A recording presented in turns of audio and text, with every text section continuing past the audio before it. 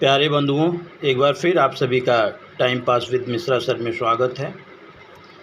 ज़्यादा इधर उधर की बात न करते हुए सीधे मुद्दे पर आते हैं कि बच्चों, मैंने अपने मैंने पिछले वीडियो में डायरेक्ट एंड इनडायरेक्ट स्पीच मतलब नरेशन का बेसिक कॉन्सेप्ट क्या होता है, डायरेक्ट इनडायरेक्ट स्पीच क्या होता है, ये मैंने बताया था।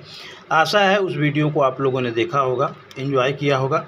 आज इस वीडियो में हम लोग रूल नंबर 1 मैं आपको बताऊंगा कि किस प्रकार से रूल नंबर 1 की सहायता से अगर कोई भी सेंटेंस वह डायरेक्ट स्पीच में दिया गया है तो उस सेंटेंस को हम इनडायरेक्ट स्पीच में कैसे बदल सकते हैं।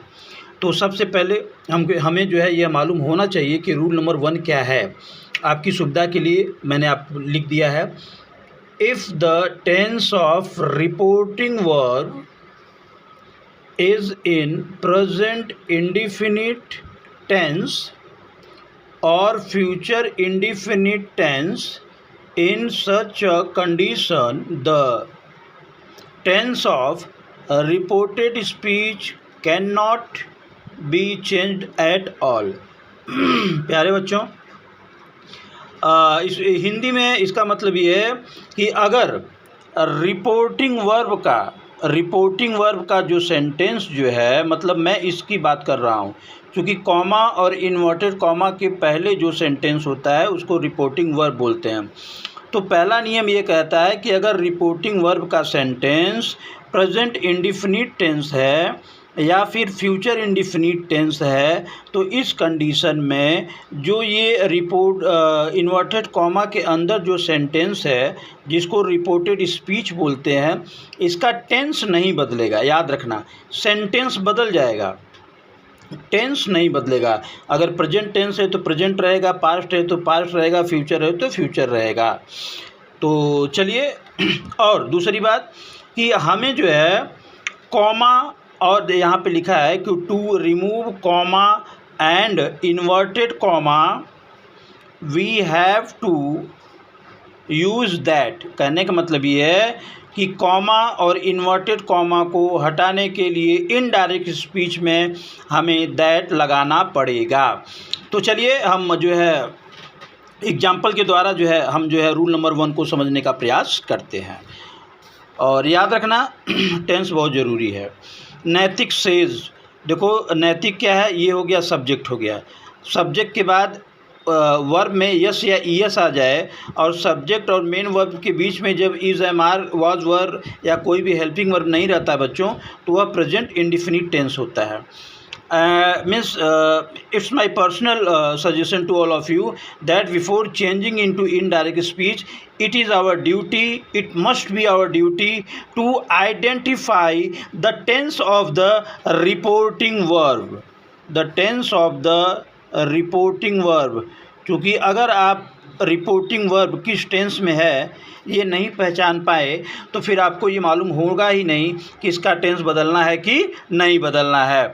तो चलिए, ये क्लियर हो गया कि ये रिपोर्टिंग वर्ब का जो सेंटेंस है वह प्रेजेंट कंटिन्यूअस टेंस है। तो जब मेरी गलती है, प्रेजेंट रिपोर्टिंग वर्ब का जो टेंस है वह प्रेजेंट इंडिफिनिट टेंस है।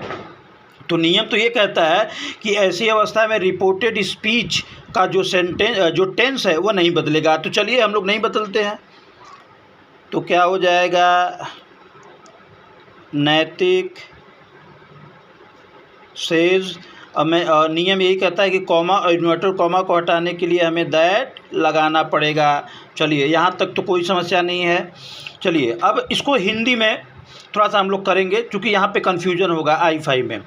नैतिक कहता है मैं अच्छा हूँ, नैतिक कहता है मैं अच्छा हूँ, तो ये आई किसके लिए प्रयोग हुआ है? नैतिक के लिए। नैतिक कहता है कि वह अच्छा है, तो आई वह ही में बदल जाएगा। अब ही के साथ तो एम लगेगा नहीं, तो क्या लगेगा, इज़, ही इज़ वेल। ठीक है, आपका डायरेक्ट स्पीच क्या था, नैतिक says comma into inverted comma I am well. Indirect speech क्या हो गया, नैतिक says that he is well. नैतिक कहता है कि वह अच्छा है। टेंस नहीं बदला, ये सिंपल प्रेजेंट है, ये भी सिंपल प्रेजेंट ही है, बस आई के बदले ही बदल गया। क्यों? क्योंकि जो है आई जो है वह नैतिक के लिए प्रयोग किया गया था और नैतिक यहाँ पे बार बार लिखा नहीं जाएगा, इसलिए इसका प्रोनाउन क्या हो गया? ही। चलिए दूसरा एग्जाम्पल के द्वारा हम समझने का प्रयास करते हैं।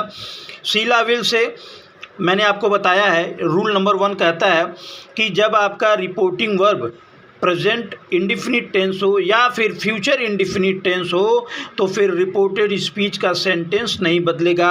तो भैया जिस सेंटेंस में विल या शैल है तो फ्यूचर इंडिफिनिट होगा ही। चलिए इसका भी नहीं बदलेगा।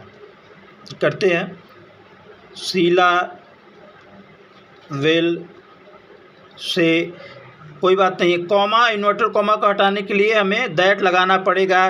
देखो कि ज़रूरी नहीं है कि दैट जो है सब में लगे, अलग अलग रूल्स में अलग अलग जो है लगता है। चलिए यहाँ तक कोई प्रॉब्लम नहीं है। चलिए शीला विल से, अब देखो हिंदी वाला कर लो ताकि प्रॉब्लम ना हो कि आई किसके लिए प्रयोग हुआ है। शीला कहेगी I am going to watch television, मैं टीवी देखने जा रही हूँ।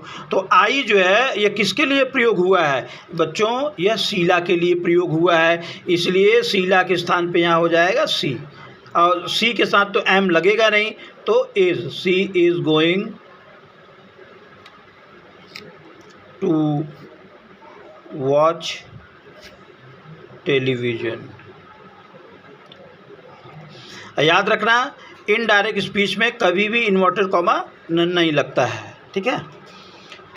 अब ध्यान दो, I am going to watch television, ये जो है प्रेजेंट कंटिन्यूअस टेंस है। आप ध्यान दीजिए कि इनडायरेक्ट स्पीच में भी रिपोर्टेड स्पीच का जो टेंस है वह प्रेजेंट कंटिन्यूअस टेंस ही है। प्रेजेंट कंटिन्यूअस टेंस की पहचान होती है कि सेंटेंस में इज, एम, आर और वर्ब में आईएनजी जरूर दिया रहता है। इसमें देखो एम है, वर्ब में आईएनजी है, इसमें इज है, वर्ब में आईएनजी है। टेंस कभी बदला ही नहीं। क्यों? क्योंकि नियम यही कहता है कि अगर ये reporting verb present indefinite tense हुआ या फ्यूचर इंडिफिनिट टेंस हुआ तो टेंस नहीं बदलेगा, बाकी सेंटेंस बदल जाएगा, दैट फैक्ट लग जाएगा। चलिए एक सेंटेंस और है, Ram says to me I have written a letter. चलिए सेज टू मी लगा है तो कोई प्रॉब्लम नहीं, ये प्रेजेंट इंडिफिनिट टेंस होगा। चूँकि सब्जेक्ट के बाद वर्ब में यस है, ईएस है, तो सेज टू किस में बदल जाएगा? टेल्स में बदल जाएगा, याद रखना। Ram tells me that, Ram मुझसे बताता है क्या? I have written a letter, I have, मैंने अपना लेटर लिख लिया है। तो किसने अपना लेटर लिख लिया है भैया? यह राम ने अपना लेटर लिख लिया है। तो ही के साथ हैव नहीं लगेगा, याद रखना, हैज लगेगा। He has written a letter. याद रखो बच्चों, ये सब के लिए टेंस बहुत ज़रूरी है। टेंस का वीडियो मेरा सब अपलोडेड है, ध्यान देना। रिपोर्टेड स्पीच का सेंटेंस प्रेजेंट परफेक्ट टेंस था, ये भी प्रेजेंट परफेक्ट टेंस ही है। चलिए अगला जो है सेंटेंस जो है एक बहुत इजी सेंटेंस है। Rahul says I wanted a glass of water. तो राहुल सेज, यहाँ तो कोई प्रॉब्लम है नहीं, दैट आई वांटेड, अब आई कौन है? ये राहुल है, ठीक है। तो he wanted glass of water. बच्चों आशा है आपको थोड़ा बहुत जो है वह समझ में आया होगा, और ये बहुत हार्ड चीज़ नहीं है कि जो न समझ में आए, बस अर्थ ये है कि आपको ये समझ में आना चाहिए कि अगर आपका reporting verb present indefinite tense है या फिर फ्यूचर इंडिफिनिट टेंस है तो ऐसी अवस्था में जो रिपोर्टेड स्पीच का टेंस है TENSE, मैं बार बार रिपीट करता हूँ, वह टेंस कभी बदलेगा नहीं। जबकि कॉमा और इन्वर्टेड कॉमा को हटाने के लिए दैट लग जाएगा। आई ही कैसे कैसे बदला हुआ आपको समझ में आ गया होगा। तो चलिए इसका जो है प्रैक्टिस करते रहिए। आशा है कि आप लोगों को ये थोड़ा बहुत जो है वह हेल्प करेगा। Thank you very much for being with me. जय हिंद, जय भारत।